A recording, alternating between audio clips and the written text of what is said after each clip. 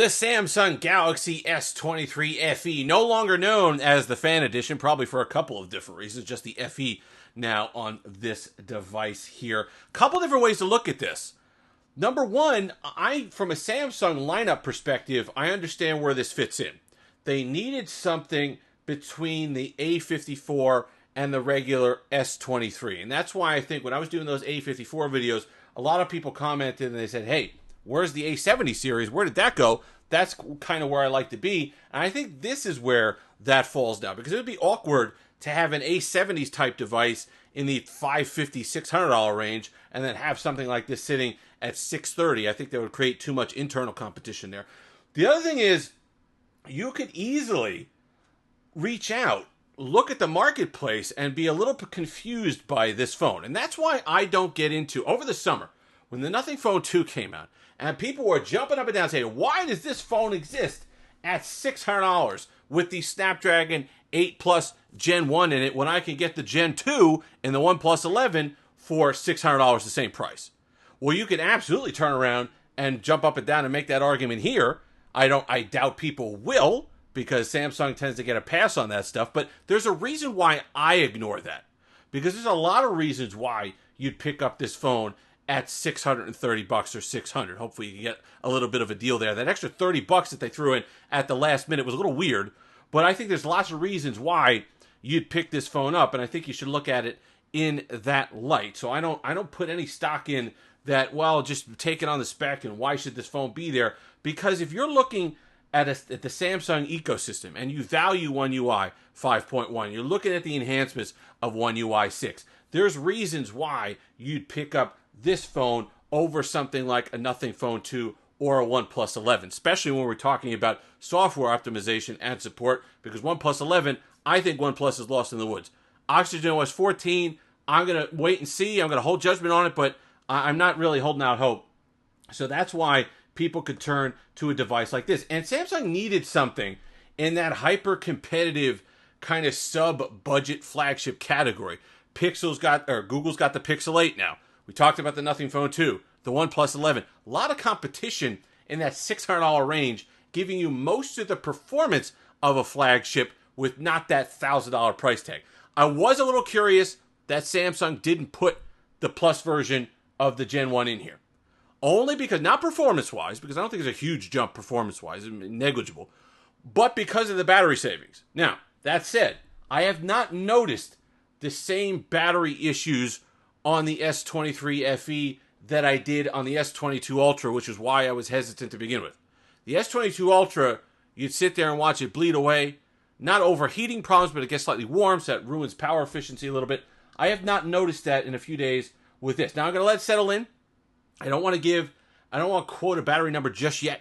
We're going to do that later in the week when we compare it to the A54, a couple other phones, but also get some camera samples and comparisons in there, because I do believe it's an important device. Design-wise, look, Gorilla Glass 5 front and back. You get the aluminum band. It really feels like a beefed-up A54. Wireless charge on this device, which a lot of people were asking for. I said, look, like the form factor of the A54, beef it up, give it a metal frame, and we'll buy it. Well, here you go. That's exactly what that costs. You want to put a Snapdragon in the phone like that? You want to give it a metal frame? You want to upgrade the cameras a little bit? Well, then you're going to be sitting at $600. And if it's your entree into One UI 5.1, that's pretty good. There are people who want to be in the Samsung ecosystem. They don't want to spend the $800 on an S23, which at this point I don't think makes sense. But this phone does. If you could get around the bezels, which I don't care about. If you could get around the silver ring around the selfie camera, which I don't understand, because that's a design element that they use on the cheaper model. So I don't know why that's made it through to this one. But the flat display, a lot of people don't like that. But if you're in the market for a Samsung phone, 6.4-inch display, which is gorgeous, by the way, I would put it's saturated, it's bright. I would put this display toe-to-toe with phone displays, go all the way up. Flagship, $1,000, $1,200, you can put this up against it, and you will be hard-pressed to notice a difference with saturation and color and brightness and all the rest of it. 1080p, yes, but it's 120 hertz, and it's a really, really gorgeous Samsung panel, which is what you'd expect. But if you can get over those things, then you're looking at a phone that's going to give you top-tier performance, that's going to give you great software and support, going to give you a premium build quality as long as you consider this premium. Some people might not consider this design premium, but the feel on the hand is nice. It looks chunky. It's thicker like the A54. This is a thick band on the side of this thing, but it's not overly heavy. It's 209 grams. So it's not something that's going to be a menace in the pocket. It's not going to overly fatigue your arm holding this thing. It's still a relatively large display at 6.4 inches. You're getting 8 gigs of RAM. 128 gigs of storage isn't the greatest in this price range at the moment. No expandable storage like the A54 has, which is going to irk some people. But aside from that, you're getting a pretty good, representative, snappy, super smooth, fast One UI device from Samsung that if you've avoided all the other sub-budget flagships that are floating around and are hyped up, like the Nothing Phone 2, that didn't appeal to you. The Pixel 8 doesn't appeal to you for any number of reasons, Google being one of them. The OnePlus 11, has their issues with Oxygen OS, reasons to avoid that. This is the phone you've been waiting for. So don't listen to anybody that's going to tell you, this phone shouldn't exist because of, X processor in here. When you sit down and you actually use it, you're going to be pleased by it. It's not so far. It doesn't have the battery issues that the S22 Ultra has, so they may have been able to optimize some of that away in software, which is nice. I would have liked to have seen the Plus, but you know what? You don't get everything sometimes. So that's something to consider.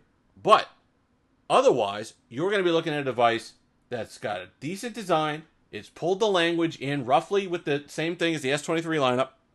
It's going to look like a 2023 flagship. It's going to feel like one. You're not getting Victus, but you're not paying that kind of price. You're getting Gorilla Glass 5, which is perfectly fine. Because to me, the newer the Gorilla Glass gets, the worse it gets.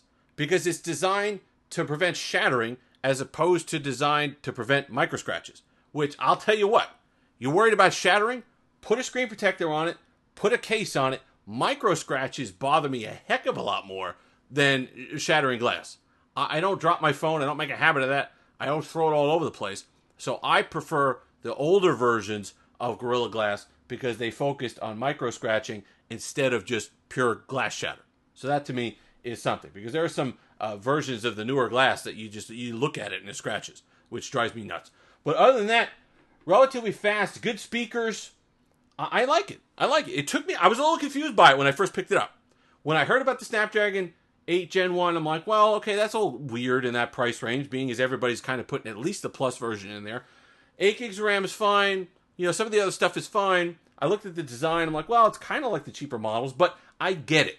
I get the entire package. And if you're somebody who loves Samsung devices, but you're tired of looking around and seeing all this value to be had for sub $1,000, and you're tired of that $40 or $50 every month on your cell phone bill, you're tired of paying out that whatever every 2 or 3 years, and you're like, you know what? Enough is enough. How much do I possibly need for Instagram, Slack, Pokemon Go, Discord, WhatsApp, and you want to just save some money on a phone that looks the part, but also performs the part?